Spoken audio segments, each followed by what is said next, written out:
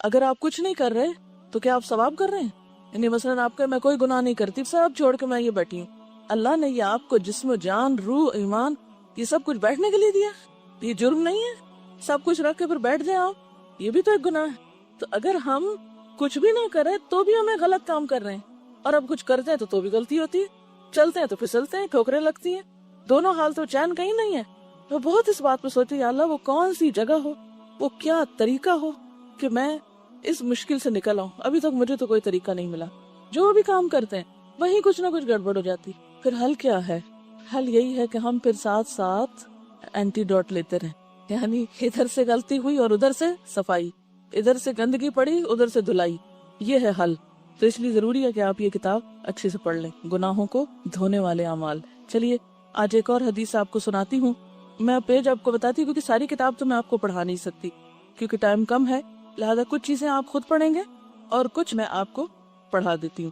اس میں ایک تو 27 پیج پر سمع اللہ لمن حمدہ کا جواب دینے والا، جب امام رکوع سے اپنا سر اٹھاتے وقت سمع اللہ لمن حمدہ کہے تو اس کے جواب میں ربنا لک الحمد یا ولک الحمد دونوں طرح آتا ہے، یہ کہنا چاہیے۔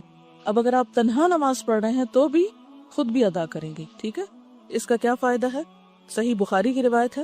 اچھا مزے کی بات یہ کہ اس کتاب میں جو بھی روایات آئی ہیں وہ بہت اعلیٰ درجے کی، یعنی اس میں کوئی شک والی بات نہیں ہے، تو تسلی سے آپ عمل کر سکتے ہیں۔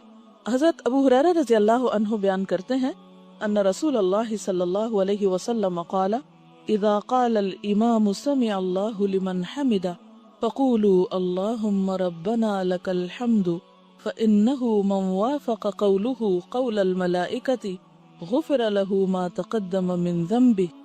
رسول اللہ صلی اللہ علیہ وسلم نے فرمایا جب امام سمع اللہ لمن حمدہ کہے تو تم اللہم ربنا لک الحمد کہو، اس لیے کہ جس کا یہ کہنا فرشتوں کے کہنے سے مل جائے اس کے اگلے گناہ بخش دیے جائیں گے۔ جب وہ اللہ کی تعریف کرتا ہے سمع اللہ لمن حمدہ تو فرشتے ساتھ کیا کہتے ہیں؟ ربنا ولک الحمد، یعنی اس کا جواب ہے ایک طرح سے۔ اب آپ خود بھی پڑھ رہے ہیں، فرشتے بھی پڑھ رہے ہیں، اگر یہ میچ کر گیا، اور کب میچ کرے گا؟ جب آپ منہ میں جلدی سے پڑھ دیں گے۔ اس کے لیے پھر طریقہ ہی میٹر کرتا ہے نا کہ آپ پڑھ کس طرح رہے اس کو، تو اس میں پھر پچھلے گناہ بخش دیے جائیں گے۔ تو نماز بذات خود بھی گناہوں کی بخشش کا ذریعہ ہے، اور اس میں مزید کچھ تسبیحات وغیرہ پڑھنا وہ بھی۔ یہ حدیث آپ اپنے بہن بھائیوں کو، جیسے پہلے میں نے بتایا تھا نا، بچے جو نماز مسجد میں نہیں جاتے پڑھنے، ان کو جب آپ اس طرح کی بات بتائیں تو ذرا شوق اور دلا سکتے ہیں، کیونکہ اس میں لکھا ہے نا کہ اس فضیلت کا حقدار وہی انسان بنتا ہے جو مسجد میں باجماعت نماز ادا کرے۔ لیکن خواتین کے لیے پسندیدہ نماز ان کے گھر کی نماز ہے، لہٰذا اگر وہ خود پڑھیں گی تو انشاءاللہ وہ بھی محروم نہیں رہیں گی، لیکن شرط ہے کہ اچھی سے نماز پڑھی جائے۔ اس حدیث سے اس بات کا بھی پتہ چلا کہ فرشتے نماز کے وقت موجود ہوتے ہیں، آپ اکیلے نہیں ہوتے اس وقت، اور نماز پڑھنے والوں کے ساتھ تسبیح اور تحمید میں شریک ہوتے ہیں۔ اور اس سے یہ بھی پتہ چلتا ہے کہ رکوع سے سر اٹھانے کے بعد بندے کو تھوڑی دیر کے لیے رکنا اور مسنون دعاؤں کو پڑھنا چاہیے، یعنی رکوع کر کے کھڑے ہو کے ذرا سا ٹک جائیں، یہ نہیں کہ سمع اللہ لمن حمدہ اٹھتے ہوئے اور ربنا ولک الحمد سجدے میں جاتے ہوئے۔ عام طور پہ ہم ایسی نماز پڑھتے ہیں جلدی میں، سمع اللہ لمن حمدہ کہتے ہوئے کھڑے ہوں تو سر اٹھ جائے، ربنا ولک الحمد حمدا کثیرا طیبا مبارکا فیہ۔ اس تسبیح کی بھی بہت فضیلت ہے، کیونکہ نماز بخشش کا ذریعہ کب بنتی ہے؟ جب بندہ اس میں اللہ تعالیٰ کی خوب حمد و ثنا بیان کرتا ہے، تو یہ بھی مقام ہے حمد و ثنا بیان کرنے کا۔ تو اگر آپ یہ تسبیح جانتے ہو، کیونکہ ایک دفعہ کسی صحابی نے آپ کے پیچھے یہ تسبیح پڑھی نماز کے اندر، سلام پھیرنے کے بعد آپ نے پوچھا کہ میں نے دیکھا کہ 30 سے زیادہ فرشتے اس تسبیح کو لینے کے لیے لپکے ہیں، یعنی انہیں اتنی پسند آئی ہے، کیونکہ فرشتے خود بہت تسبیح کرتے ہیں نا اللہ کی۔ سب سے پسندیدہ کام فرشتوں کا کیا ہے؟ اللہ تعالیٰ کی تسبیح کرنا، جسے پہلے پارے میں بھی آتا ہے نحن نسبح بحمدک ونقدس لک، یعنی فرشتوں کے اور بہت سے کام ہیں، لیکن ان کا پسندیدہ ترین کام کیا ہے؟ آپ کو پتہ نہیں، فرشتے کائنات کے انتظام پہ مامور ہیں، بارشوں کے برسانے کے اور جان نکالنے کے اور بہت سے بے شمار کام ہیں ان کے، لیکن انہوں نے اپنا سب سے پسندیدہ کام وہاں ذکر کیا، نحن نسبح بحمدک ونقدس لک، تو وہ تسبیح کرتے ہیں، اور یہاں بھی تسبیح کے وقت خاص طور پر جواب دے رہے ہوتے ہیں۔ اور پھر وہ تسبیح جو ہے حمدن کثیرا طیبا مبارکا فیہ، یہ فرشتوں کی پسندیدہ ترین تسبیح تھی۔ 30 سے زائد فرشتے آگے لپک کے اس کو اٹھانے لگے، تو اس کو بھی اگر آپ پڑھ سکے تو زیادہ اچھا ہے۔ یہ پڑھ رہے ہیں تو جب اللہ اکبر کہیں تو نیچے جائیں، ٹھیک ہے؟ دیکھیے نماز میں خشوع کرنے کا ایک بہترین طریقہ کیا ہے کہ ہر سٹیپ کے بعد ذرا سا رک جائیں کہ آپ کے جسم کی حرکت ختم ہو جائے، پھر اگلا سٹیپ ادا کریں۔ پھر جمعے کی فضیلت پر ہے، یہ بھی آپ اپنے جو مرد حضرات ہیں ان کو بتا سکتے ہیں۔ 35 صفحے پر آخری حدیث ہے، چونکہ پیچھے ہم اس سے ملتی جلتی حدیث پڑھ چکے ہیں، لیکن اس میں ایک نئی بات ہے جو آپ سے کرنا چاہوں گی۔ حضرت ابو ہریرہ رضی اللہ عنہ بیان کرتے ہیں ان رسول اللہ صلی اللہ علیہ وسلم قال الملائکۃ تصلی علی احدکم ما دام فی مصلاہ الذی صلی فیہ ما لم یحدث تقول اللہم اغفر لہ اللہم ارحمہ۔ یہ بھی بخاری کی روایت ہے۔ رسول اللہ صلی اللہ علیہ وسلم نے فرمایا، فرشتے اس شخص کے لیے دعا کرتے رہتے ہیں جو اپنی نماز کی جگہ میں جہاں اس نے مسجد میں نماز پڑھی بیٹھا رہے جب تک کہ وہ بے وضو نہ ہو۔ یعنی سلام پھیرنے کے بعد اگر آپ بیٹھ کے تسبیحات کر رہے ہیں، دعا مانگ رہے ہیں، اللہ کا ذکر کر رہے ہیں، اپنا محاسبہ کر رہے ہیں، وہیں بیٹھ کے قرآن پڑھنا شروع کر دیتے ہیں۔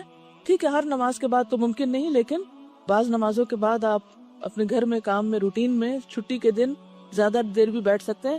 تو نماز کی جگہ پر بیٹھ کر جب تک آپ بے وضو نہیں ہوتے تو اس وقت تک فرشتے آپ کے لیے دعا کرتے رہتے ہیں، اللہم اغفر لہ اللہم ارحمہ، اللہ اس کو بخش دے اور اس پہ رحمت کر۔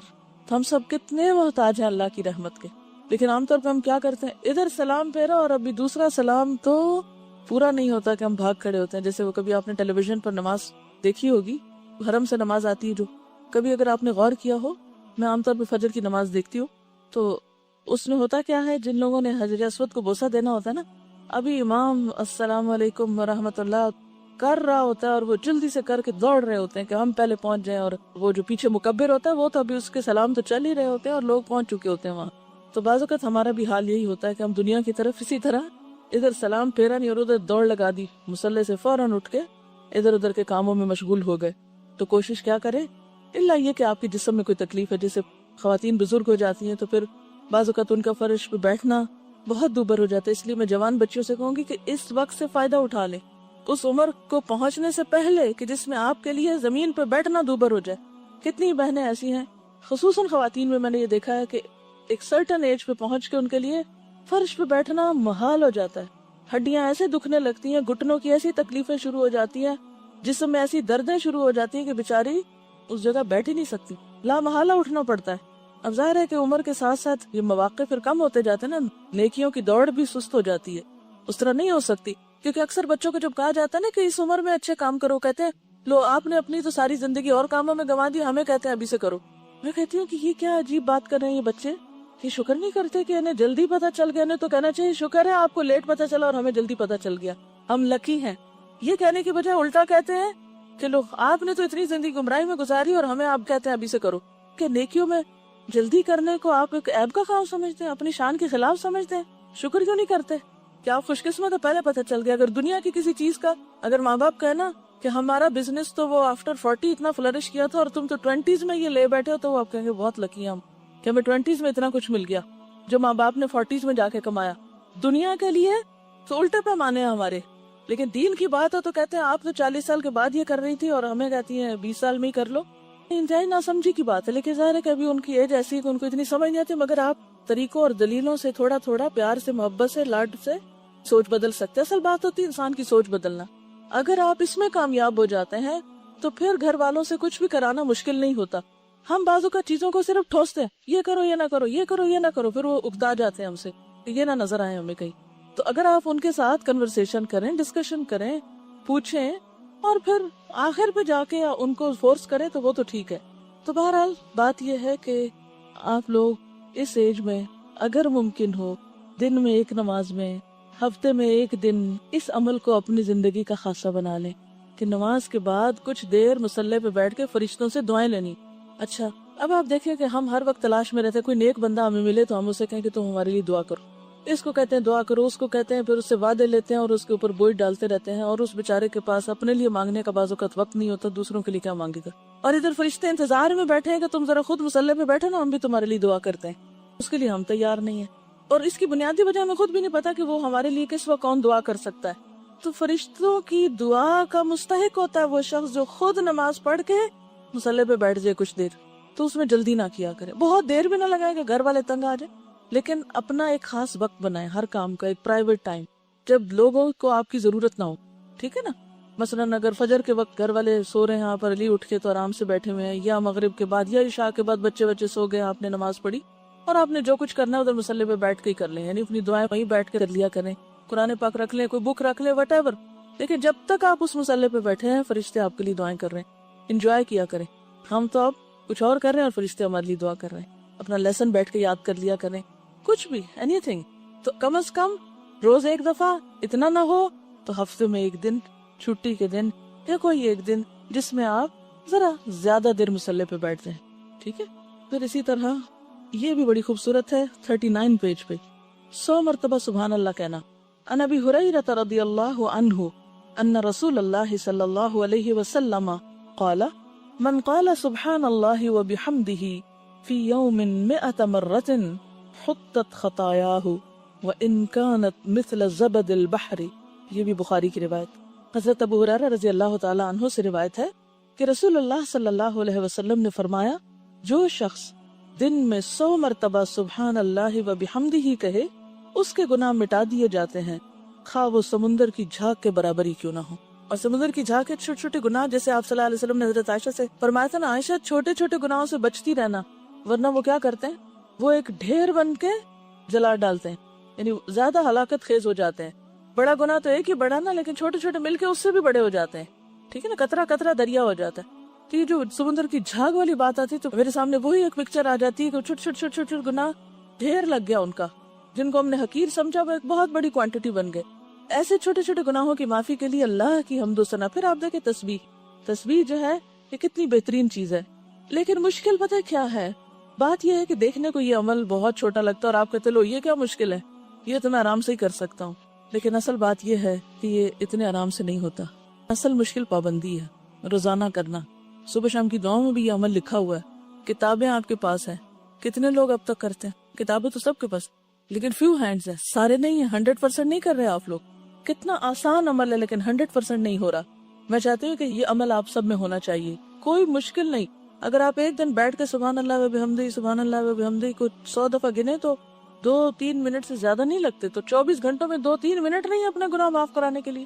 اس کا طریقہ کیا ہے؟ میں نے اس کا کیا حل نکالا ہے کہ جب میں اپنے گھر سے نکلتی ہوں اپنے پڑھانے کی جگہ پر جانے کے لیے، آفس جانے کے لیے، تو میں بیٹھتے ہی ایک اور کام کرتی ہوں.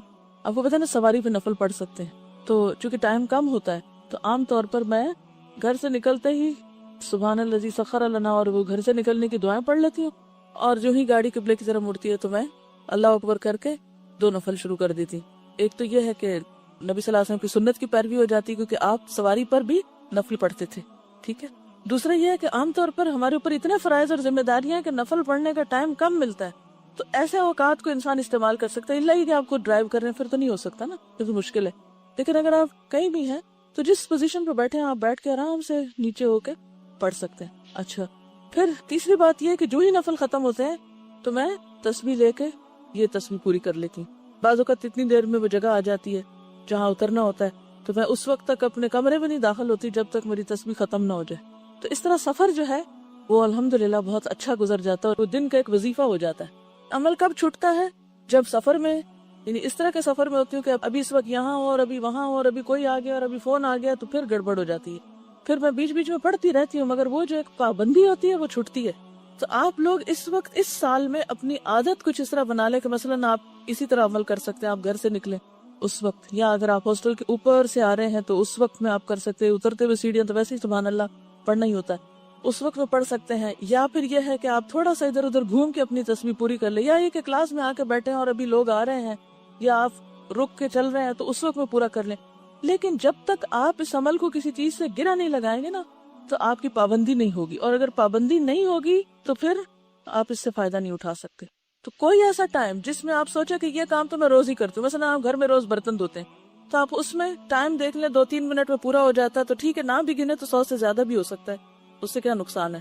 یعنی ایک دن آپ بیٹھ کے ٹائمنگ کر لیں، پھر تسبیح نہ بھی اٹھائیں تو اتنے ٹائم تک آپ وہ تسبیح پڑھ کے بھی اس ثواب کو انشاءاللہ پہنچ جائیں گے.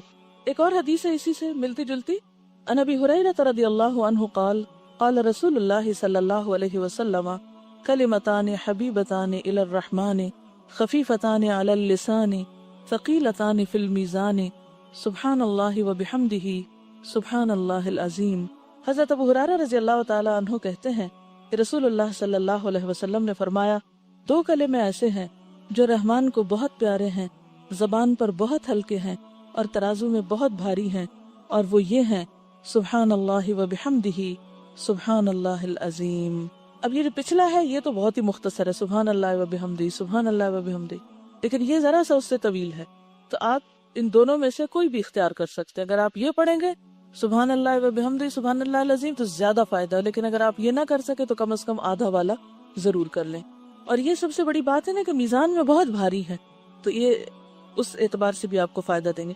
اسی طرح ذکر میں ایک اور بڑی ہی بہترین چیز ہے، خاص طور پر ان لوگوں کے لیے جن کو شیطانی وسوسے بہت زیادہ آتے ہیں۔ کچھ لوگ بہت اس چیز کی شکایت کرتے ہیں کہ ہمیں شیطانی وسوسے بہت آتے ہیں، یا ہم مستقل مزاجی اختیار نہیں کر سکتے، یا ہم بھولتے بہت ہیں، یا وغیرہ وغیرہ۔ تو یہ جو کلمہ ہے یہ شیطان سے بچانے والا ہے۔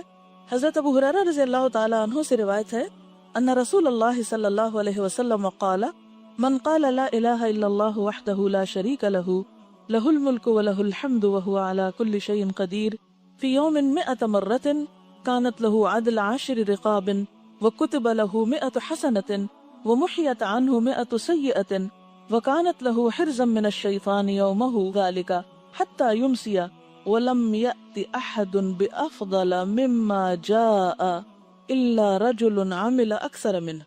رسول اللہ صلی اللہ علیہ وسلم نے فرمایا، جو کوئی لا الہ الا اللہ وحدہ لا شریک لہ لہ الملک ولہ الحمد وہو علی کل شیء قدیر ایک دن میں 100 بار کہے تو یہ اس کے لیے 10 گردنوں کے آزاد کرنے کے برابر ہوگا، اس کے لیے 100 نیکیاں لکھی جائیں گی، 100 برائیاں اس سے مٹا دی جائیں گی، اور یہ کلمہ اس کے لیے اس دن شام تک شیطان سے بچانے کا ذریعہ رہے گا۔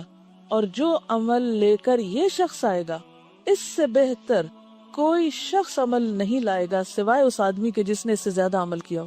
اور اگین پھر وہی بات ہے کہ کس کے پاس وقت ہے کہ 100 دفعہ یہ پڑھے؟ وقت ہوتا ہے، ہم استعمال نہیں کرنا جانتے، ہم اس کو مینج نہیں کر پاتے، ہم اس کو مقرر نہیں کرتے۔ یعنی کتنی مفید چیز ہے کہ آپ اس کو اگر اپنی عادت بنا لیں تو ایک نہیں کئی فائدے ہیں۔ یہ بھی آپ دیکھیے بخاری کی روایت ہے، کچھ تو فضائل اعمال کی حدیثیں بہت ضعیف ہوتی ہیں، بڑے بڑے فائدے لکھے ہوتے ہیں لیکن وہ حدیثیں اوتھینٹک نہیں ہوتی۔ یہ حدیث اوتھینٹک ہے، یعنی یقینی بات ہے، آپ پورے شرح صدر کے ساتھ اس کو کر سکتے ہیں۔ تو اس میں نمبر 1 10 غلام آزاد کرنے کا ثواب، نمبر 2 100 نیکیوں کا لکھا جانا، پھر نمبر 3 100 برائیوں کا مٹنا، اور نمبر 4 صبح سے شام تک شیطانی حملوں سے حفاظت، اور شیطان کی اکساہٹیں، وسوسے، اس کا بھلوانا، جو بھی کچھ شیطان دشمنی میں کرتا ہے، لوگوں کے درمیان فساد پھیلانا، ڈرانا، خوف دلانا۔ آپ کو پتہ ہے کبھی آپ قرآن پاک کی روح سے دیکھیں کہ شیطان کیا کیا کرتا ہے؟ کوئی ایک اسائنمنٹ ان کو دے دیں کسی وقت، قرآن کو ذرا دوبارہ سے پڑھ کے دیکھیں کہ اس میں کیا کیا لکھا ہوا، یعنی شیطان کیا کیا کرتا ہے۔ الشیطان یعدکم الفقر ویأمرکم بالفحشاء، انسانی الشیطان بھلواتا ہے، پھر اسی طرح ینزغ بینکم فساد ڈلواتا ہے، یعنی اور بھی اس کے بہت سے کام ہیں۔ شاید شیطان کے ہتھ کنڈوں میں کچھ چیزوں کا ذکر بھی ہو، مجھے نہیں اب یاد کیونکہ 5 سال ہو گئے اس لیکچر کو۔ تو اینی ہاؤ اب شیطان کے جتنے بھی وار ہیں ان سارے واروں سے یہ کلمہ آپ کو انشاءاللہ محفوظ رکھے گا۔ یعنی آپ کے اندر ایک ایمان کی ایسی طاقت ہوگی شیطان آپ کے اوپر آ نہیں سکتا۔ اور یہ جو لوگ یہ شکایت کرتے ہیں ان کو جن چمٹے میں اور معلوم نہیں کون کون ان کے پاس آتا ہے اور جاتا ہے، ان سب کو بھی اس سے خلاصی ہو سکتی ہے۔ یعنی جو اس قسم کی گفتگو فرمائے ان کو بھی یہ نسخہ بتایا کریں کہ آپ یہ عمل کریں اور پھر بتائیں، کیونکہ نبی صلی اللہ علیہ وسلم کی بات سے بڑھ کر سچی بات کس کی ہو سکتی ہے؟ اچھا جناب، اگر یہ 100 دفعہ نہ کہہ سکیں تو کم از کم 10 دفعہ کہہ لیا کریں، کیونکہ 45 پیج پر آخر میں یہ حدیث دیکھیے، حضرت ابو ایوب انصاری رضی اللہ تعالی عنہ نبی صلی اللہ علیہ وسلم سے روایت کرتے ہیں، من قال لا الہ الا اللہ وحدہ لا شریک لہ لہ الملک ولہ الحمد وہو علی کل شیء قدیر 10 مرار کان کمن اعتق 4 انفس من ولد اسماعیل۔ یہ صحیح مسلم کی روایت ہے، جو شخص 10 مرتبہ یہ کلمہ کہے لا الہ الا اللہ وحدہ لا شریک لہ لہ الملک ولہ الحمد وہو علی کل شیء قدیر، وہ اس شخص کی طرح ہوگا جس نے اسماعیل علیہ السلام کی اولاد سے 4 شخص آزاد کیے۔ یعنی اس کا صرف اتنا فائدہ ہے اگر 10 دفعہ پڑھے، لیکن اگر آپ کسی بھی طرح اپنے آپ کو پابند کریں، اور اس ایج میں تو آپ کے اوپر کوئی بہت بڑے مسئلے مسائل نہیں ہیں، گھر جاتے وقت واپسی پہ اگر آپ یہ باندھ لیں، ایک تسبیح کر لیں، آتے وقت سبحان اللہ و بحمدہ ہی کر لیں اور جاتے وقت لا الہ الا اللہ وحدہ کی کر لیں، اور اگر ایک دن آپ ٹائمنگ کر لیں، مثلا آپ خود ڈرائیونگ کر رہے ہیں تو آپ کو پتا ہوگا اتنے منٹ میں گھر آتا ہے اور اتنے منٹ میں پڑھ کے یہ کلمہ 100 دفعہ ہو جاتا ہے، تو پھر بھی اس سے آپ کو فائدہ ہوگا۔ اسی طرح نماز کے بعد جو تسبیحات پڑھی جاتی ہیں اس میں 33 مرتبہ سبحان اللہ، 33 مرتبہ الحمدللہ، 33 مرتبہ اللہ اکبر کہنا، اور 100 کی تعداد پوری کرنے کے لیے لا الہ الا اللہ وحدہ لا شریک لہ لہ الملک و لہ الحمد وہو علی کل شیء قدیر پڑھنا۔ اس کی ساری خطائیں معاف کر دی جائیں گی، اگرچہ وہ سمندر کی جھاگ کے برابر ہی کیوں نہ۔ اب آپ دیکھیں کتنی آپشنز آپ کو دی جا رہی، آپ ایک کام کر لیں، وہ نہیں کر سکے دوسرا کر لیں، وہ نہیں کر سکے تیسرا کر لیں، لیکن کچھ نہ کچھ تو کریں۔ خوش قسمت ہے وہ جن کو یہ سب کرنے کی توفیق ہو جائے، کیونکہ یہ توفیق کی بات ہے، مشکل نہیں ہے، بہت ٹائم نہیں لگتا۔ ٹائم مینج کرنا خود سیکھیں، کیونکہ ذکر جو ہے وہ الذین یذکرون اللہ قیاما وقعودا وعلی جنوبہم، تینوں حالتوں میں کیا جا سکتا ہے، کھڑے بھی، بیٹھے بھی، لیٹے بھی۔ آپ کام کر رہے ہیں، آپ کچھ بنا رہے ہیں، صفائی کر رہے ہیں، کچھ بھی کرتے ہوئے آپ ذکر کر سکتے ہیں، صرف یہ ہے کہ آپ کو باندھنے کی اور پابندی کی ضرورت ہے۔ اور اس میں بھی میں نے خود دیکھا تھا 1.5 منٹ لگتا ہے یہ تسبیحات پڑھنے میں، اور ثواب کتنا زیادہ ہے۔ اور ایک اور بات یہ کہ آپ نے دیکھا ہوگا کہ نماز پڑھ کے جیسے آپ تھوڑا سا تھک جاتے ہیں نا، تو بیٹھ کے جب تسبیح کرتے ہیں تو آپ اس سے ایک طرح سے آرام بھی تھوڑا سا کر لیتے ہیں، یعنی نماز کے بعد فرض نماز آپ نے اچھی سے پڑھی اور پڑھنے کے بعد آپ تھوڑا سا فیل کرتے ہیں جیسے آپ you feel tired a little bit، یعنی فزیکلی، تو آپ یہ تسبیح پڑھ لیں، تو پھر دعا کر لیں، تو اس سے آپ کو اور زیادہ اطمینان اور سکون نصیب ہوگا۔ اور اسی سے ملتی جلتی حدیثیں جو ہیں یہ مزید بھی موجود ہیں، یہ آپ کے خود پڑھنے کے لیے میں نے چھوڑ دی ہیں۔ اور اس میں خاص طور پر رات کے وقت سوتے وقت اگر یہ تسبیحات پڑھی جائیں، خصوصاً تھکاوٹ کے بعد، آپ بہت تھک گئے ہیں، آپ کو نیند نہیں آ رہی، آپ تسبیح پڑھنا شروع کریں، پوری ہونے سے پہلے ہی سو جائیں گے۔ میں نے اکثر ہی تجربہ کیا، ایسا سکون آتا ہے کہ پتہ نہیں چلتا کتنی پڑھی گئی اور کتنی نہیں۔ حضرت فاطمہ سے متعلق یہ حدیث ہے، ان کو تسبیحات فاطمہ بھی اسی وجہ سے کہا جاتا ہے۔ حضرت فاطمہ رضی اللہ تعالیٰ عنہا نے یہ شکوہ کیا کہ چکی پیسنے سے ان کے ہاتھ پہ نشان پڑ گیا ہے، اور وہ نبی صلی اللہ علیہ وسلم کے پاس ایک لونڈی مانگنے کے لیے آئیں۔ اتفاق سے نبی صلی اللہ علیہ وسلم نہ ملے تو انہوں نے حضرت عائشہ سے اپنے آنے کا مقصد بیان کیا اور چلی گئی۔ جب نبی صلی اللہ علیہ وسلم تشریف لائے تو حضرت عائشہ نے آپ سے حضرت فاطمہ کے آنے کا ذکر کیا۔ حضرت علی رضی اللہ تعالیٰ عنہ بیان کرتے ہیں کہ نبی صلی اللہ علیہ وسلم ہمارے پاس اس وقت تشریف لائے جب ہم اپنے بستروں پر سونے کے لیے جا چکے تھے۔ میں نے آپ کو دیکھ کر اٹھنا چاہا، لیکن آپ نے فرمایا اٹھو نہیں، اپنی جگہ رہو۔ آپ تشریف لا کر ہم دونوں کے بیچ میں بیٹھ گئے، میں نے آپ کے پاؤں کی ٹھنڈک اپنے سینے میں محسوس کی۔ آپ نے فرمایا میں تم دونوں کو ایسی ترکیب نہ بتاؤں جو تمہارے لیے ایک خدمتگار سے بڑھ کر ہو۔ جب تم دونوں اپنی خوابگاہ میں اپنے بچھونوں پہ جانے لگو تو 33 بار اللہ اکبر کہو، 33 بار سبحان اللہ اور 33 بار الحمدللہ۔ یہ عمل تمہارے لیے ایک خدمتگار سے بڑھ کر ہوگا، یعنی کوئی خدمتگار تمہیں دبائے بیٹھ کے تو اس سے بہتر ہے کہ تم یہ تسبیحات پڑھ کر سو جاؤ۔ اچھا، اس میں 2-3 اور باتیں بھی پتہ چل رہی ہیں۔ نمبر 1 حضرت فاطمہ رضی اللہ تعالیٰ عنہا کا اپنے ہاتھوں سے کام کرنا۔ نمبر 2 آپ صلی اللہ علیہ وسلم کے پاس جا کر والدین سے کسی چیز کی ڈیمانڈ کرنا، یعنی والدین سے سوال میں نہیں آتا، یعنی کسی اور سے جیسے آپ سوال کرتے تو معیوب ہے نا، لیکن والدین کے پاس جا کر اپنی حاجت آپ رکھ سکتے ہیں، پیغام بھی بھیج سکتے ہیں کہ مجھے اس چیز کی ضرورت ہے۔ اب بھی ہمارے یہاں بیٹیاں عام طور پر کچھ مشکل آتی ہے تو پیرنٹس کے پاس ہی جاتی ہیں، تو اس کا بھی جواز ہے یہاں، کیونکہ آپ نے یہ نہیں کہا کیوں آئی تھی اور کیوں پوچھا اور یہ منع ہے، نہیں، یہ شدت نہیں ہے، بلکہ آپ صلی اللہ علیہ وسلم نے اس کا حل سوچا۔ اچھا، پھر یہ کہ جب آپ تشریف لائے تو وہ دونوں اٹھنے لگے۔ اس سے کیا پتہ چلتا ہے کہ کسی بھی بڑے کو دیکھ کر ادھر ہی مزے سے بیٹھے نہیں رہ جانا چاہیے، بلکہ اٹھ کر ویلکم کرنا چاہیے، خصوصاً جب آپ کے گھر میں کوئی آیا ہو، الا ہی کہ آپ بیمار ہو یا کوئی تکلیف ہو یا کوئی ایسی بات ہو جو معذوری میں آتی ہو، ادروائز کوئی بزرگ گھر میں آئے خاص طور پر تو اٹھ کے ملنا چاہیے اس کو۔ اچھا، اب آپ دیکھیے کہ چونکہ وہ لیٹ چکے تھے، رات کا وقت تھا، تھکاوٹ کا، سونے کا، تو آپ صلی اللہ علیہ وسلم نے ان کو اٹھنے سے روک دیا کہ نہیں، تم نہیں اٹھو، لیٹے رہو، جہاں ہو وہیں رہو۔ اور آپ صلی اللہ علیہ وسلم ان کے دونوں کے بیچ میں بیٹھ گئے۔ اچھا، دونوں کے بیچ میں بیٹھ کر آپ نے اپنی ٹانگیں لمبی کی ہوں گی، جبھی آپ کا پاؤں حضرت علی کے سینے تک جا کے لگا نا۔ اور مدینہ میں بہت شدید ٹھنڈ ہوتی ہے، مکہ میں اتنی نہیں ہوتی لیکن مدینہ میں ہوتی ہے، تو آپ کے پاؤں ٹھنڈے تھے۔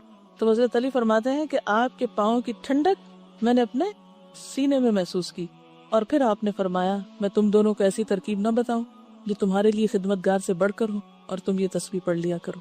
جس سے یہ پتہ چلتا ہے کہ ذکر الہی ہماری جسمانی تھکاوٹ کا بھی علاج ہے، ثواب کا ثواب اور سکون کا سکون۔ اور آپ فرمائیے، بالکل، یہ کہتے ہیں کہ جب ہم یہاں کورس کرتے ہیں تو لوگ ہم سے پوچھتے ہیں کوئی اچھی سی بات بتائیں، تو اچھی باتوں میں یہ ایک نسخہ کوئی آپ ان کو بتا سکتے ہیں. ان سے پوچھ لیا کریں آپ کام کر کے تھک تو نہیں جاتے یا بیکار رہ کے تھک تو نہیں جاتے. یہ کچھ لوگ کام کر کے تھکتے اور کچھ بیکار رہ کے بھی تھکتے ہیں. جو لوگ وظیفے پوچھتے ہیں اوتھینٹک مصنون بہترین وظیفے ہیں. ایسا ہے کہ میں نے اپنے بچوں کو عام طور پہ سفر میں ہی ذکر سکھایا ہے. مثلاً ہم عمرے پہ جا رہے تھے تو اس وقت میرے بیٹے کی عمر رکھا 3 سال تھی شاید. اب 3 سال کے بچے کو آپ کس طرح سکھائیں؟ تو میں نے یوسف اسلام کی وہ جو پوئم ہے نا اللہم صلی علی محمد والی جو ہے، تو بائی روڈ کافی سفر ہم کر رہے تھے تو میں نے مسلسل وہ کیسٹ پلے رکھی. اچھا اس میں سن کے درود شریف یاد کر لیا اس میں سے.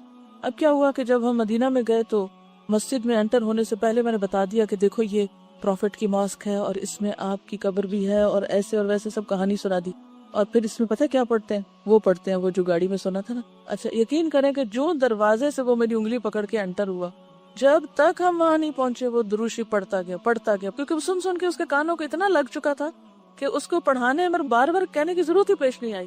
ہاں تو اسی طرح اگر آپ اس طرح کی کیسٹس پلے کر کے تسبیحات یا دعائیں، اب دعاؤں کی مزید کیسٹس بھی آئی ہیں جس میں دعائیں سکھائی گئی ہیں، تو میرا خیال ہے شاید یہاں اسٹال پہ اویلیبل بھی ہوں گے، نہیں تو کراچی سے منگوا سکتے ہیں. تو ایسی چیزیں سفر کے دوران اگر بچوں کو سنوا دی جائیں یا گھر میں لگا دے صبح چند دفعہ بھی سنیں گے تو وہ جو صبح میں سنا ہوتا ہے نا وہ سارا دن منہ پہ دہرائی آتی رہتی ہے. دوسرا یہ ہے کہ میں چھوٹی چھوٹی تسبیحاں یا کوئی اس طرح کی بیگ میں رکھتی تھی. بچے جب چھوٹے تھے سفر کرتے تھے تو تھوڑی دیر میں ہی پوچھنے لگتے ہیں کب آئے گا، لاہور کب آئے گا، فلانی جگہ کب آئے گی. ابھی چڑھے نہیں اور سوال شروع ہو گیا. بڑی پھر مشکل ہوتی ہے نا روک کے رکھنا.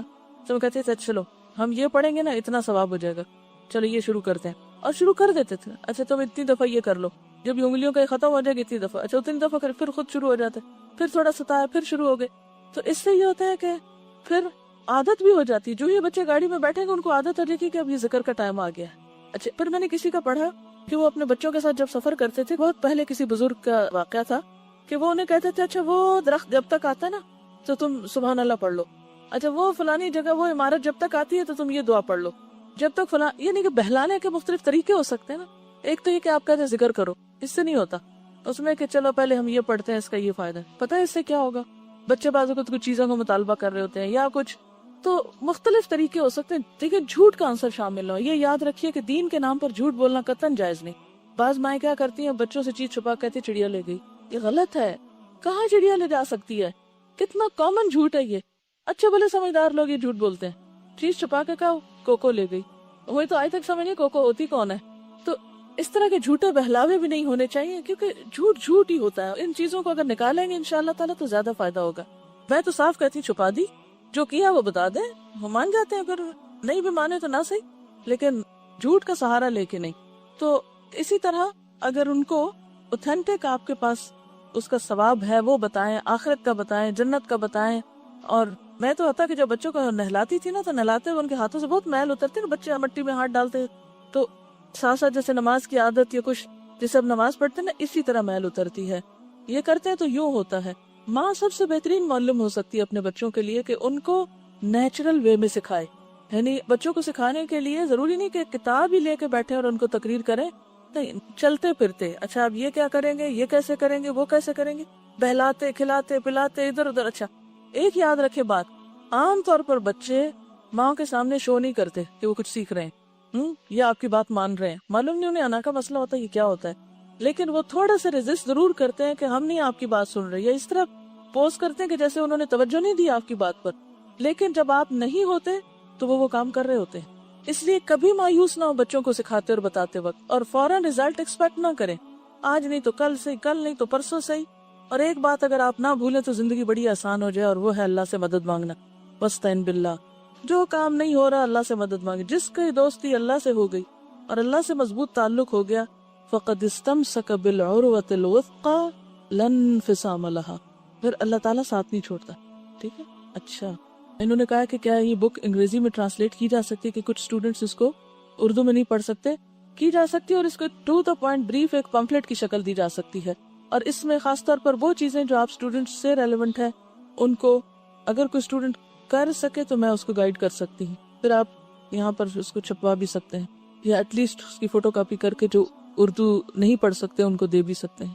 کیونکہ یہ ساری کتاب اگرچہ بہت اچھی ہے تو جو کرنے کے کام ہے ان کی الگ ایک لسٹ بن جائے. میرا نہیں خیال اس کتاب میں الگ اس طرح کی لسٹ بنی ہوئی ہو کہ کرنا کیا کیا چاہیے. لسٹ آف کانٹینٹس ہوتا ہے نا بعض اوقات, یہ شروع میں دیا ہوا لسٹ آف کانٹینٹس, لیکن اس طریقے پر نہیں جس سے آپ کو جلدی بات سمجھ میں آئے.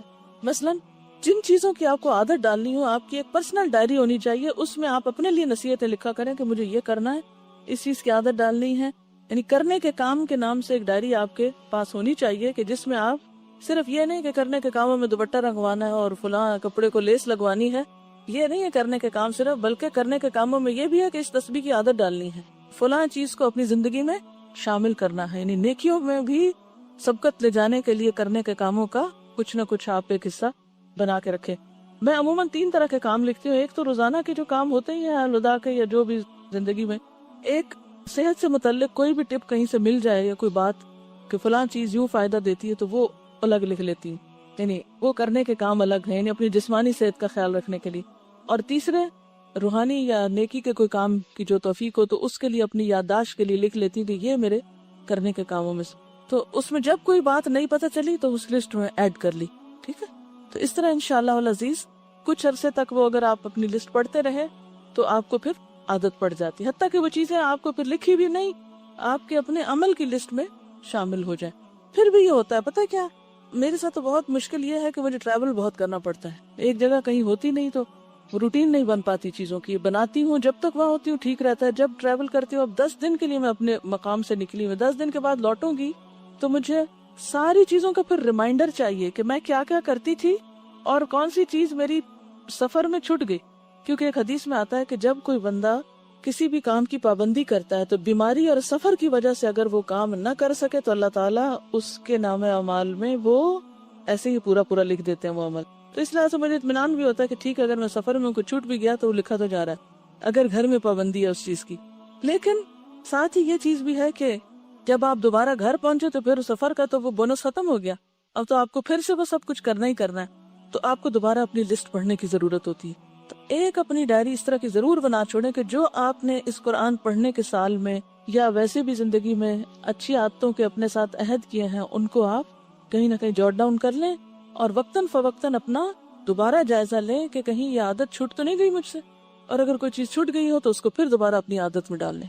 ٹھیک, کسی نے کہا جو ذکر دن میں 100 مرتبہ کرنے کو کہا گیا کہ وہ ایک ہی وقت میں لگاتار 100 مرتبہ کیا جائے یا وقفے سے بھی کیا جا سکتا ہے. وقفے سے بھی کیا جا سکتا ہے. بعض اوقات ایسا ہوتا ہے نا, آپ نے ایک کام شروع کیا, سم ٹائم ایسا ہو جاتا ہے کہ میں جیسے اپنی گاڑی میں بیٹھی ہوں, میں نے شروع کیا ذکر, اتنے میں ٹیلی فون آ گیا. اب آپ دیکھیں کہ اگر کسی نے ٹیلی فون کیا تو ہو سکتا ہے اس میں بھی کوئی مسئلہ پوچھے مجھ سے تو میرا بہت ثواب جمع ہو جائے. کہتے ہیں نا دال علی الخیر کفائل ہی, نیکی کا رستہ بتانے والا جو ہے وہ ایسا ہی جیسا کرنے والا. تو اس لیے عام طور پہ میں ٹیلی فون کال سے گھبراتی نہیں ہوں, اگر میرے پاس وقت ہو. وقت نہ ہو, جیسے اب کلاس میں بیٹھے ہیں تو اب تو میں اٹینڈ نہیں کر سکتی نا, تو میں کوشش کرتی ہوں کہ میکسیمم میں لوگوں کے سوالوں کے یا مسئلے مسائل کے جواب دے دوں. لیکن جب مصروفیت ہے تو پھر مصروفیت ہے, پھر نہیں بھی جواب دے سکتی. تو اس وقت پھر کیا ہوتا ہے کہ میں وہ تصویر روک کے پھر کیا کرتی ہوں, سوال کا جواب دیتی ہوں.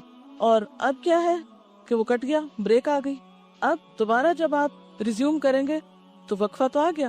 بعض اوقات یہ بھی ہوتا ہے کہ کوئی ایسا کام پڑ جاتا ہے کہ آپ 5-10 منٹ کے بعد بھی نہیں شروع کر سکتے. ہو سکتا ہے آپ دوپہر میں پھر کریں, ہو سکتا ہے شام میں کریں. تو وقفہ پڑھنے سے حرج نہیں ہے اگر جان بوجھ کے نہ ٹال مٹول کی جائے. اور اگر جیسے لا الہ الا اللہ وحدہ لا شریک لہ ذرا لمبی ہے اور آپ کے پاس اتنا ٹائم کوئی نہیں ایک اسٹریچ میں نکل رہا, تو آپ یہ بھی کر سکتے ہیں کہ ہر نماز کے بعد یا مختلف اوقات میں دن میں 2 دفعہ پہ بانٹ لیں, 4 دفعہ پہ 25-25 کر کے بانٹ لیں, جیسے بھی سہولت ہو. کسی لکھا کہ میری طبیعت بوجھ رہتی ہے, نماز پڑھنے میں دل نہیں لگتا, دعا مانگنے کو بھی دل نہیں کرتا, ایک دم اٹھ جاتی ہوں, مشکلات زیادہ لگتی ہیں, خدا کے لیے بتائیں میں کیا کروں. اصل میں 2-3 وجوہات ہو سکتی ہیں. ایک تو یہ کہ فزیکلی آپ بیمار ہیں, کیونکہ یہ نارمل شخص کی کیفیت نہیں ہوتی. جو ایک نارمل ہیلدی شخص ہے وہ نماز کے وقت ایکٹیو ہوگا ضرور. یا تو آپ بیمار ہیں یا پھر یہ ہے کہ آپ کے اوپر بیک اپ مائنڈ کو ایسی پریشانی ہے کہ جو آپ کو بوجھل کیے ہوئے ہے. تو ایسے میں 2-3 چیزیں. ایک تو یہ کہ آپ قبولیت کے اوقات میں دعا مانگیں اپنے لیے. جیسے آپ کو پتا ہے جب اذان ہوتی ہے تو اس کے بعد آسمان کے دروازے کھلتے ہیں, وہ دعاؤں کی قبولیت کا وقت ہوتا ہے.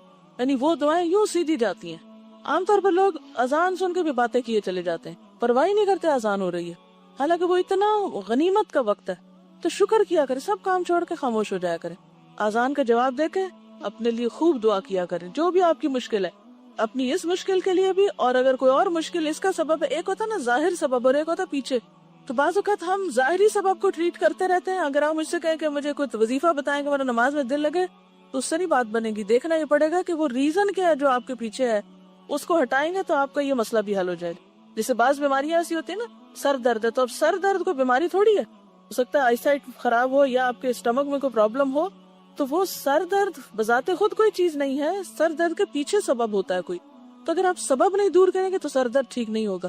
اسی طرح اور بھی بہت سی بیماریاں ہوتی ہیں کہ جس میں سبب چھپا ہوا ہوتا ہے, اس سبب کو آپ نکالیں, اپنے آپ کو انالائز کریں کہ مسئلہ کیا ہے میرے ساتھ.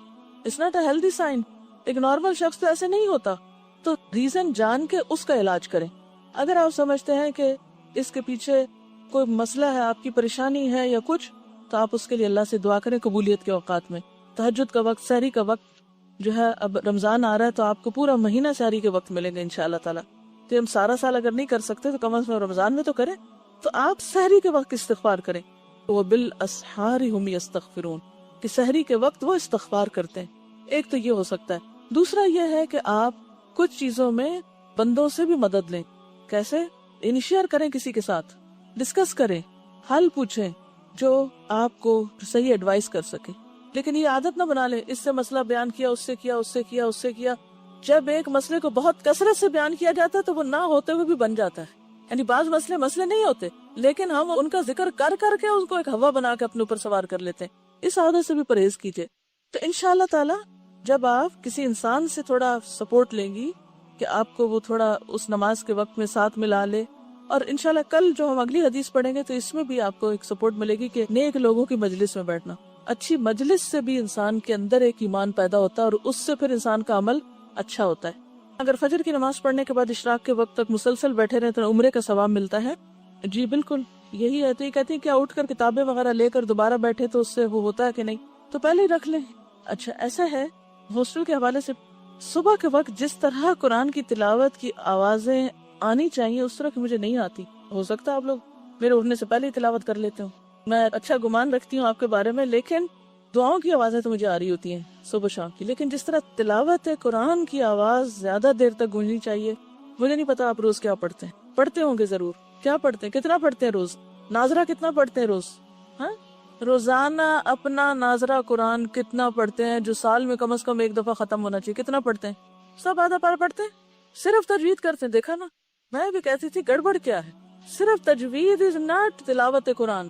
مجھے نہیں سمجھ آتی کہ آپ دعاؤں میں اتنی دیر اونچی اونچی وہ تو پڑھتے رہتے ہیں, قرآن اونچا نہیں پڑھتے. وائے ایک بندہ نہیں جس کے پاس عقل ہو. ہاں یہی تو میرا حسن ظن تھا. کہتے ہیں چھت پہ جا کر پڑھتے ہیں تاکہ آسمان تک جلدی پہنچے ان کی تلاوت. میں تجوید ٹائم کی بات نہیں کر رہی, میں ناظرہ قرآن پڑھنے کی بات کر رہی ہوں جو روزانہ کی آپ کی روٹین اور عادت میں شامل ہونا چاہیے. جس طرح وہ فرما رہی ہیں آدھا پارا پڑھتے ہیں, بلند آواز سے تلاوت کی بات کر رہی ہوں جس سے پوری بلڈنگ گونج جائے. یہاں کوئی انسان رہتے ہیں, اللہ والے رہتے ہیں, وہ آوازیں مجھے نہیں آتی. نبی صلی اللہ علیہ وسلم جب صحابہ کرام کے گھروں کے پاس سے گزرتے تھے تو آوازوں سے پہچانتے تھے یہ کس کا گھر آ گیا اور یہ کس کا آ گیا. مجھے تو کوئی پتہ نہیں چلتا. بیٹھ کے میں نے آج دیکھا کوئی گروپ باتیں کر رہا تھا, کر تو اچھی رہے ہوں گے لیکن ہر وقت باتوں سے نہیں بات بنتی. اس وقت دیکھ کے مجھے سخت تکلیف ہوئی, پتہ نہیں کون تھے کون نہیں. میں نے تو نظر بھر کے بھی نہیں دیکھا کہ میں کسی کو پہچانوں نا, کہ میرے دل میں کسی کے بارے میں ایسا خیال نہ ہے کہ یہ کیوں اس طرح کر رہے ہیں. میرا خیال ہے بہت ہی اچھا کچھ کر رہے ہوں گے, لیکن وہ وقت گروپ ڈسکشن کا نہیں ہے اور نہ باتیں کرنے کا, وہ قرآن پڑھنے کا وقت ہے. میں کہہ ہاسٹل والوں کو رہی ہوں, لیکن میری بات سب کے لیے. یہ مت سوچے کہ میں نے ان کو نشانہ بنایا ہوا اور ان کے پیچھے پڑ جاتی ہوں. ہر دفعہ آتی ہوں, کبھی جھاڑو پہ بات اور کبھی کسی پہ کبھی کی. لیکن تربیت اسی چیز کا نام ہوتا ہے. پہلے تو میں ہاسٹل کے اندر رہتی ہوتی تھی نا, تو میں بہت کچھ اور بھی دیکھتی رہتی تھی, لیکن اب مجھے چانس کم ملتا ہے. کسی صاحبہ کو میں نے دیکھا کہ وہ باہر کوریڈور میں نکل کے بال کنگھی کر رہی ہیں. وہ سخت پریشانی ہے کہ دوسرے گھر میں سے اگر کوئی دیکھ رہا ہوگا تو کیا بنے گا. ہم سب خواتین کے لیے یہ بات ہے, وہ صرف اس خاتون کے لیے نہیں ہے. اس پر بیٹھی ہوگی, کہیں سن رہی ہوگی, میں نے نہیں پہچانا وہ کون تھی. لیکن کیا گھر میں آپ بالکنی میں نکل کے بالوں کی کنگھی کریں گے؟ کیوں نہیں کریں گے؟ صحن میں نکل کے یا برآمدے میں نکل کے, اور وہ بھی اوپر والے کسی حصے میں یا کسی کھڑکی کے سامنے کھڑے ہو کے آپ بال ٹھیک کریں گے؟ کیوں نہیں کریں گے؟ وجہ کیا پتا راستے سے کوئی مجھے دیکھ رہا ہو, کیا پتا کسی اور گھر کی کھڑکی سے کوئی مجھے جھانک رہا ہو. میں اتنی سستی ہوں کہ سب کے سامنے بال پھیلا کے کھڑی ہو جاؤں اور لوگ مجھے دیکھیں. وائے کیوں مجھے دیکھیں؟ آپ کو اپنے آپ کی کوئی فکر نہیں؟ آپ کو اپنی کوئی قدر و قیمت نظر نہیں آتی؟ آپ کیوں ہر ایک کے لیے اویلیبل ہوں؟ کہ آپ ان کو نظارہ کروائیں. مجھے پتا ہے میرے لفظ بہت سخت ہے، لیکن مجھے سمجھ نہیں آتی. میں کہتی ہوں کہ عورت تو اتنی قیمتی چیز ہے کہ اس کا حسن ہر ایک کے لیے نہیں ہے اور ہر ایک کو دکھائے. کیوں ہم اپنی نمائش کریں؟ تو ایسی جگہوں سے بھی پرہیز کریں کہ جہاں آپ کی نمائش ہونے کا اندیشہ ہو. ٹھیک ہے نا؟ اب اگر کوئی اور آپ کو دیکھتا ہے تو گناہ کس پہ جائے گا؟ اس پہ کہ آپ پہ؟ اس پہ تو جائے گا اگر اس نے نئی نگاہ پھیری، لیکن اس سے زیادہ آپ پہ جائے گا کہ آپ سبب بنے. آپ نے فتنے کو دعوت دی. ہو سکتا ہے آپ بے سمجھی میں ہی کھڑے ہو سکتا ہے آپ سوچ رہے ابھی تھوڑا تھوڑا اندھیرا ہے، لیکن اگر اس اندھیرے میں مجھے کارنر سے نظر آ رہا ہے تو سامنے والی کھڑکی تو مجھ سے کم فاصلے پر ہے. کوئی چوکیدار جاگ رہا ہو، کوئی سڑک سے گزر رہا ہو، کوئی کہیں سے، تو میرا خیال ہے یہ معیوب عمل ہے. ٹھیک ہے نا؟ مجھے نہیں پتا وہ جو بھی تھا، وہ مت سوچے کہ میں ان کا کوئی عیب کھول رہی ہوں، لیکن میں ایک جنرل سی بات کر رہی ہوں کہ یہ معیوب عمل ہے کہ ہم جہاں آدمی کھڑے ہوں وہاں کھڑے ہو جائیں کنگھی کرنے، یا جہاں سے پتا ہو ہمیں یہاں سے کوئی گزر سکتا ہے. ہمیں خود اپنے آپ کو بچانا چاہیے. ٹھیک ہے؟ دوسری بات یہ ہے کہ صبح کے وقت ہر ایک کو مناسب آواز سے قرآن اونچا پڑھنا چاہیے. اونچا پڑھنے کا کیا فائدہ ہوتا ہے؟ آپ کو ایک انرجی ملتی. قرآن شفا ہے، آپ کی بہت سی بیماریوں کا علاج ہے. یہ جو روحانی اور یہ بوجھل ہیں اور دل نماز میں نہیں لگتا، ان سب کا بھی علاج ہو جائے گا اسی میں. ٹھیک ہے؟ اور صبح کے وقت میں کوئی ڈسکشن گروپ نہ رکھا کریں. صبح کے وقت باتوں کا وقت نہیں ہوتا، وہ اتنا روحانی نورانی وقت ہوتا ہے کہ جس میں ہمیں اللہ سے زیادہ رابطہ رکھنا چاہیے ذکر کے ذریعے. ٹھیک ہے، اگر آپ کا امتحان ہے آپ پڑھ لیں، کوئی حرج نہیں، پڑھیں آپ. اسی طرح آپ کو پتا کہ اس وقت ہمارے جسم میں میکسیمم ہارمونز ریلیز ہو رہے ہوتے ہیں. پورا انرجی کا وقت ہوتا ہے، پورا ایک قوت کا وقت ہوتا ہے. اس وقت کو آپ اگر مطالعے میں گزارتے ہیں ویل اینڈ گڈ، پڑھ لیجئے، کوئی حرج نہیں. لیکن بیسٹ کیا ہے کہ کم از کم 1 ربع قرآن. اگر 1 ربع بھی کریں گے 4 دن میں سے 12 ہو جائے گا. آپ یہ دیکھیے کہ آرام سے سال میں پھر رمضان سے رمضان تک آپ کا روزانہ ایک سموتھ ناظرے کا جو ہے نا قرآن ختم ہو جائے گا، اگر بیچ میں سے چھٹیاں وٹیاں پیریڈز کی وہ سب نکال دیں. اور باقی یہ ہے کہ صبح شام کی جو دعائیں ہیں وہ ایک دفعہ ایک جگہ بیٹھ کے بلند آواز سے چند دن تو پڑھیں سیکھنے کے لیے، لیکن باقی پھر یہ ہے کہ آپ کو اپنی اپنی پڑھنے کی عادت ہونی چاہیے. کیوں؟ ساری زندگی آپ نے ہاسٹل تھوڑی رہنا ہے کہ سب کے ساتھ مل کے آپ راگ لگائیں گے تو تب آپ، کیونکہ پھر عادت اس طرح ڈیولپ ہو جاتی ہے. پتہ ہے آپ کو جو کام جیسے کرتے رہے نا اس کی عادت پڑ جاتی ہے، اور پھر اس عادت سے نکلے تو ہم ٹوٹ پھوٹ جاتے ہیں، پھر عادت نہیں رہتی ہماری. تو انڈیپینڈنٹ رہیں، دوسروں پہ ڈیپینڈ مت کریں.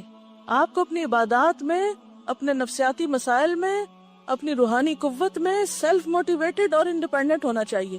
ٹھیک ہے کسی وقت انسان گھبرا جاتا ہے، دوسرے پہ بھی سہارا لے لیتا ہے، لیکن ہر وقت سہاروں کی تلاش میں نہ رہا کریں. اللہ کو اپنا سہارا بنائیں.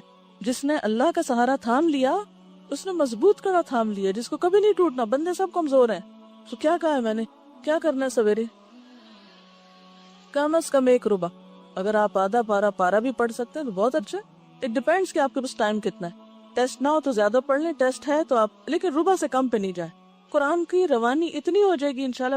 2 طرح کے لوگ میں نے زندگی میں دیکھے ہیں، کہ وہ جو ریگولر قرآن کی تلاوت کرنے والے ہیں اور ایک اس کی عادت نہ رکھنے والے. دونوں کے قرآن کی قرات میں فرق ہوتا ہے. جو ریگولر نہیں کرتے وہ ضرور بھولتے ہیں قرآن پڑھتے وقت، زبر زیر کی غلطی کریں گے، کہیں جتنی مرضی کی تجوید سیکھ لیں.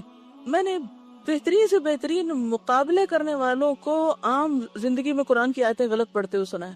سب سے بڑی وجہ یہ کہ روز نہیں پڑھتے. جو روز پڑھتا ہے وہ غلطی نہیں کرتا، کیونکہ قرآن اس کو ایسے نگاہوں کے سامنے ہوتا ہے. نبی صلی اللہ علیہ وسلم نے فرمایا اقرأ القرآن فإنه یأتی یوم القیامت شفیعا لأصحابہ. قرآن پڑھا کرو کیونکہ قیامت کے دن قرآن اپنے پڑھنے والوں کے لیے، اپنے دوستوں کے لیے، صاحب کس کو کہتے ہیں؟ ساتھی. اپنے دوستوں کے لیے سفارشی بن کے آئے گا. ٹھیک ہے، صبح کا مانتے سب اپنی جگہ. پھر ربع کے لیے کتنے منٹ لگیں گے؟ صبح ایک دفعہ آپ دیکھ لیں کہ آپ کے ٹائم میں کتنے منٹ لگتے ہیں. ٹھیک ہے، ہاسٹل میں رہنے میں بہت سے کام اکٹھے کرنے میں فائدہ ہوتا ہے، لیکن ہر کام اکٹھے نہ کیا کریں. ہر کام اکٹھے انڈیویجول لائف بالکل ہی ختم ہو کر رہ جاتی ہے. کچھ ٹائم انڈیویجول بھی ہونا چاہیے جس میں آپ اپنے آپ کو سیلف خود پابندی کرا سکیں. یہ نہیں کہ آپ کے پیچھے ایک ڈنڈا لے کے لگے ہوئے ہیں، ادھر کھڑے ہو جاؤ ادھر کھڑے ہو جاؤ، ہر وقت بکریوں کی طرح ہانکا جا رہا ہے. یہ کیا زندگی ہے؟ ٹھیک ہے نا؟ آپ خود باشعور انسان ہیں، آپ کو بس ٹارگٹ دینا چاہیے بھی یہ کام آپ نے کرنا ہے، اور اس کے بعد آپ خود کر کے آئیں. میرے خیال ہے نہیں کرتے ہوں گے نا، پھر اسی لیے انہوں نے حل سوچا ہوگا کہ آپ کو اکٹھے ہی کر کے نظروں کے سامنے بٹھا کے پھر آپ سے کروایا جائے. تو آپ کیوں موقع دے کہ آپ کو ساتھ اس طرح کا سلوک ہو؟ یہ کہہ رہی ہیں کہ اکثر لوگ تو خود ہی کرتے ہیں، سب کام کر لیتے ہیں، لیکن چند لوگ نہیں کرتے، تو ان کا کیا کیا جائے؟ اچھا مجھے یہ بتائیے کہ امر بالمعروف اور نہی عن المنکر کس کی ذمہ داری ہوتی ہے؟ سب کی ہے کہ نہیں؟ کنتم خیر امت، یہ تو اب سب نے پڑھ لیا ہے نا. تو یہ جو ذمہ داری ہے نا امر بالمعروف اور نہی عن المنکر کی، یہ صرف وارڈن کی نہیں ہوتی، یہ صرف ماں کی نہیں ہوتی، یہ صرف بڑوں کی نہیں ہوتی، یہ سب کی ہوتی ہے. اگر کوئی شخص غلط کام کر رہا ہے، رول نہیں فالو کر رہا ہے، یا کوئی توڑ رہا ہے یا کچھ، آپ کا کیا فرض بنتا ہے؟ جا کے وارڈن کو شکایت کریں جلدی جلدی، یا ٹیچر کو شکایت کریں. کوئی شخص غلطی کر رہا ہے، آپ کیا کریں گے؟ اسی وقت پیچھے پڑ جائیں گے، 10 لوگ آ جائیں گے اس کو امر بالمعروف کرنے. کیا کریں گے؟ پہلے تو جائزہ لیں گے مسئلہ کیا ہے، مسئلہ سمجھے بغیر ہاتھ مت ڈالے، ناکامی ہوگی. آبزرو کریں بات کیا ہے، کوئی شخص ایک کام کیوں نہیں کر رہا، چاہے آپ کا بچہ ہے، چاہے آپ کی کوئی دوست ہے، چاہے کوئی بھی ہے. پہلے خوب جائزہ لیں کہ اس شخص کا مسئلہ کیا ہے. مسئلہ سمجھ کے پھر آپ دیکھیں کہ وہ ہمدردی کا مستحق ہے یا ڈانٹ کا مستحق ہے یا پھر کسی اور مدد کا مستحق ہے. کیا کرنا چاہیے اس کے ساتھ کہ اس کو اس دلدل سے کھینچ کے باہر نکالا جائے. لا تعلق انسانوں کی طرح ہمیں نہیں رہنا چاہیے ایک دوسرے کے ساتھ. ہر مسلمان کا دوسرے مسلمان پہ حق ہے. اگر آپ اس کلچر میں جیئیں گے، یہاں جیئیں یا کہیں اور، تو آپ ایک کامیاب انسان کے طور پر جیئیں گے. آپ کو پتا ہے کہ جو لوگ والمؤمنون والمؤمنات بعضهم اولیاء بعض یأمرون بالمعروف وینہون عن المنکر ویقیمون الصلاۃ ویؤتون الزکاۃ اولئک سیرحمهم اللہ اولئک هم المفلحون. ایسے لوگوں پہ اللہ کی رحمت آتی ہے جو اس کلچر میں جیتے ہیں. کس کلچر میں؟ امر بالمعروف اور نہی عن المنکر کے، کہ لوگوں کو نیکی پہ لگانا، اور اگر کوئی غلط کر رہا ہے تو اس کو پیار سے محبت سے کسی نہ کسی طرح، ہر ایک اپنی نگاہ کھلی رکھے، ہر ایک کے اوپر لازم ہے. یہ نہیں کہ کوئی غلط کر رہا ہے تو آپ جلدی سے دوڑے اور اس کی شکایت کر کے آئے اور ایک لمبا سا خط لکھے فلاں لڑکی تو یہ اور یہ غلط کام کرتی. یہ نہیں طریقہ. طریقہ کیا ہے؟ اس کی مدد کریں. انصر اخاک ظالما او مظلوما، اپنے بھائی کی مدد کرو خواہ ظالم ہو یا مظلوم. مری کا سفر کیسا گزرا؟ کیونکہ ہمیں مری جانے کا بہت شوق ہے. الحمدللہ بہت اچھا تھا، سوائے اس کے کہ جاتے ہوئے مسلسل طبیعت خراب رہی اور پھر بالکل بہت ہی ایک طرح سے ویکنس ہو گئی. لیکن الحمدللہ جاتے ہی کوئی درس نہیں تھا کہ میں مشکل میں پڑتی. رات کو کچھ آرام وغیرہ ہو گیا، لیکن صبح پھر جب میں نکلی درس جہاں تھا کوئی 15 منٹ کا راستہ تھا، وہاں جانے تک پھر خوب چکر ایک دفعہ آ گئے. لیکن الحمدللہ لڑکیوں نے اور ٹیچرز نے اور اسٹوڈنٹس نے اور لوگوں نے اتنا ڈسپلن کا مظاہرہ کیا، اتنی اچھی باتیں کی کہ سب تکلیفیں بھول گئیں اور الحمدللہ بہت اچھا رہا. یعنی سب کو دیکھ کر بہت خوشی ہوئی. وہ سب سے زیادہ اچھی بات جو لگی وہ یہ کہ ان بچیوں کے اندر چمکتی آنکھیں، ایکٹیو ہو کے بیٹھنا اور ان کا اچھا رسپونڈ کرنا، اور جو تاثرات تھے وہ بھی اچھے تھے. اور آپ کو پتا ہے کہ ان کا پچھلا ختم قرآن تھا، اس میں بھی میرا جانا ہوا تھا، میرا 2 سال پہلے تھا شاید. تو اس وقت ان کی ریکارڈنگ جو تھی وہ میں لے گئی تھی کراچی، پھر جا کے کیسٹ ریلیز کرائی تھی قرآن کی کرنیں مری کے کوثاروں پر. تو کل میں سوچ رہی تھی کہ اب یہ دوسری کیسٹ کا نام رکھنا چاہیے قرآن کی کرنیں مری کے سبزہ زاروں پر یا وادیوں میں، کیونکہ اب وہ پہلے تو مخصوص جگہوں پر تھا، اب وہ نیچے بھی کھائیوں اور گہرائیوں میں بھی پہنچ گیا میسج، اور بھی ادھر ادھر. تو جو لڑکیاں کام کر رہی تھی تو میرا جی چاہ رہا تھا اس کا نمبر 2 بھی نکالا جائے. اور ایک بچی جو پچھلے سال بول رہی تھی اپنے تاثرات، وہ اس سال فوت ہو چکی تھی، تو اس کی کیسٹ پلے کی تھی ہم نے، وہ جو کچھ کہہ رہی تھی. اور میں اس وقت سوچ رہی تھی کہ اسی ہال میں، اسی سٹیج پر، اسی جگہ یہاں کھڑی تھی وہ بچی، اور آج وہ ہم میں موجود نہیں اور اس کی کیسٹ پلے ہو رہی ہے. اور جس طرح سے وہ قرآن کے بارے میں اپنے جذبات کا اظہار کر رہی تھی، میں سوچ رہی تھی کہ اگر یہ قرآن کے بغیر مر جاتی تو کیا ہوتا. تو یاسمین وغیرہ یہ بتا رہے تھے جو لوگ وین پہ آئے کہ وہ اس کی قبر کے پاس سے بھی گزر کے آئے، کیونکہ مین پوربند کی جو برانچ تعمیر ہے الحمدللہ الہدا کی، اس کے قریب ہی اس کا گھر تھا. اور آپ کو پتا مری میں کوئی ایک قبرستان نہیں بڑا ہوتا، لوگ اپنی اپنی زمین میں دفنا دیتے ہیں جہاں جہاں انہوں نے جگہ رکھی ہوتی. تو بالکل برانچ کے قریب ہی اس کی قبر موجود ہے. یہ نہیں کہ ان کو مزار ادھر لا کے بنایا گیا، لیکن وہ اپنے طریقے کے مطابق جیسے دفناتے ہیں اپنے علاقے میں اسی طرح. تو سوچ رہی تھی کہ آج وہ مٹی کے اندر ہے، ہم بھی بہت جلد وہاں پہنچنے والے ہیں. کاؤنٹ ڈاؤن تو شروع ہو چکا ہے نا، ڈے 1 سے ہر روز ایک دن ختم ہو جاتا، مائنس ہو جاتا ہے. تو خیر وہ جب اس کی پلے کرائی گئی کیسٹ تو سب بچیاں بہت رو رہی تھی. اور اس کے بعد پھر ہم نے دنیا کیا مسافر لگایا، اور اس بیچ کی بھی ایک بچی کو بلڈ کینسر ہو گیا اور وہ بھی فوت ہو گئی اس سے پہلے کہ اس کا کورس مکمل ہوتا. اور تنظیم اس کا نام تھا، پچھلے رمضان میں اس کی ڈیتھ.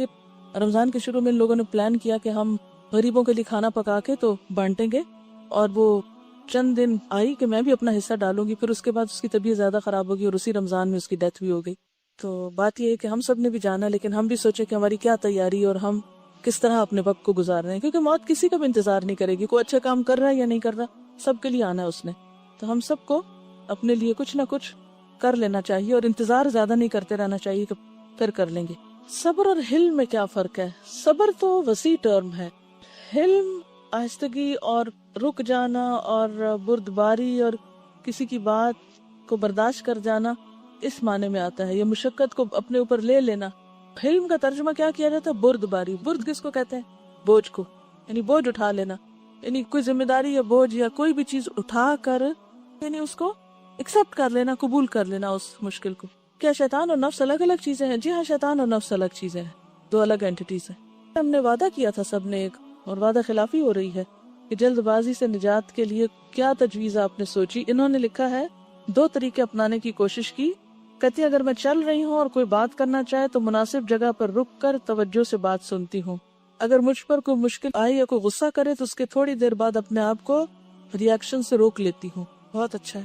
ہاں، کوئی اور بتائے کہ کیا سوچا آپ نے جلد بازی سے رکنے کا طریقہ، یا سوچا ہی نہیں؟ یہ کہہ رہی ہیں کہ بعض اوقات کوئی کام کرنے کا وقت جو ہوتا ہے اس کو بڑا ڈیلے کر دیتے ہیں، تو پھر آخری مومنٹ پہ جب کرتے ہیں تو تیز کرتے ہیں، یعنی کہ تعویل سے اور ڈھیل سے کام نہ لے، وقت پر کام کرنے کی کوشش کرے، اس سے بھی ٹھہراؤ آئے گا۔ یہ بھی ایک طریقہ ہے کہ آپ ہر چیز کا ایک وقت مقرر کر لیں اور اس کے اندر اس کو کرنے کی کوشش کریں، تو پھر اگلے کام کے لیے بھی صحیح وقت مل جائے گا۔ عام طور پہ نماز کے بعد جلدی اٹھنے کو دل چاہتا ہے کیونکہ کام یاد آتے ہیں نا نماز میں عام طور پہ زیادہ، تو پھر اگر انسان اس وقت اپنے آپ کو تھوڑی دیر روک لے تو اس سے بھی ٹھہراؤ پیدا ہو جاتا ہے۔ یہ کسی نے چھوٹا سا ایکسپیرینس لکھا ہے، کہتی ہیں کہ میں اپنی خالہ کے گھر گئی تو ان کی 6 سال کی بیٹی نے مجھے اور میری والدہ کو سلام نہ کیا۔ اس کی بڑی بہن نے اسے کان سے پکڑا اور کہا سلام کرو۔ میرے ذہن میں آیا جب اس بچی کو سلام کا شعور ہی نہیں تو اس کا کیا قصور۔ میں نے گھر آ کر بہت سوچا، پھر آخر میں نے ان کی مدر کو کال کیا، بات کی کہ اگر آپ کو واقعی دلچسپی ہے کہ بچے کچھ دین پہ عمل کریں اور جانیں تو سنڈے کے دن صرف 1 گھنٹہ مجھے دے دیں۔ میں نے 2-3 فیملیز کو کال کیا اور آخر 10 بچے اکٹھے ہو گئے۔ اب آنے والے سنڈے کو میری پہلی کلاس ہے جس میں ان کو دین کی باتیں اور چھوٹی چھوٹی دعائیں یاد کراؤں۔ وہ بچے بھی خوش ہیں، تو ہمیں کسی بھی نیک کام کے انتظار میں دیر نہیں کرنا چاہیے کہ ڈپلومہ ملے گا تو کریں گے۔ آپ بھی بچوں کو گائیڈ کر سکتے ہیں کیونکہ رسول اللہ صلی اللہ علیہ وسلم بچوں سے بہت پیار کرتے تھے۔ اچھی بات ہے، لیکن بچوں کو آپ بہت زیادہ بوجھل نہ کیجیے گا بڑی باتوں سے، کہانیوں سے شروع کریں، اور کہانیوں میں سے حضرت آدم علیہ السلام کا واقعہ شروع کریں۔ قصص القرآن بہت زبردست طریقہ ہے بچوں کی اصلاح کا، کیونکہ سٹوری ٹیلنگ جو ہے وہ بچوں کو اٹریکٹ بھی کرتی ہے، اور اسی سٹوری میں آپ ان کے کردار کو واضح کر کے عمل کی طرف لے جا سکتے ہیں انہیں، اور ساتھ چھوٹی چھوٹی سنتیں بتا سکتے ہیں انہیں۔ یہ لکھتے ہیں کہ I don't know how but hadith of رسول اللہ صلی اللہ علیہ وسلم has brought a dramatic change in my personality. I have become more patient, calm and peaceful. Advance course میں آج کل میرے خیال ہے صحیح بخاری چل رہی ہے، اس میں کوئی شک نہیں۔ اس دفعہ میں نے جو رمضان پروگرام ریکارڈ کرایا ان کی تھیم ہے لقد من اللہ علی المؤمنین اذ بعث فیہم رسولا من انفسہم یتلو علیہم آیاتہ ویزکیہم ویعلمہم الکتاب والحکمہ وان کانوا من قبل لفی ضلال مبین۔ تو اس آیت کو میں نے پچھلے 2 ہفتوں میں میرے خیال ہے کم از کم 100 دفعہ سنا ہوگا، یعنی گنتی میں کمی بیشی ہو سکتی، زیادہ بھی ہو سکتا اور کم بھی، لیکن بہت زیادہ سنا میں نے اسی آیت کو ریپیٹڈلی۔